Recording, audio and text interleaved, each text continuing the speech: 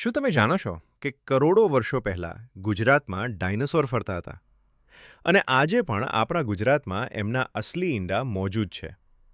આ કોઈ Jurassic park ફિલ્મની વાત નથી, પણ મહીસાગર જિલ્લાના રૈયાલી ગામની હકીકત છે. અહીં વર્ષ 1981માં ભૂસ્તરશાસ્ત્રીઓને ડાયનોસોરના અસલી અશ્મિઓ મળી આવ્યા હતા. તમને જાણીને નવાઈ લાગશે કે આ સ્થળ દુનિયાનું ત્રીજું સૌથી મોટું ડાયનોસોર ફોસિલ પાર્ક છે.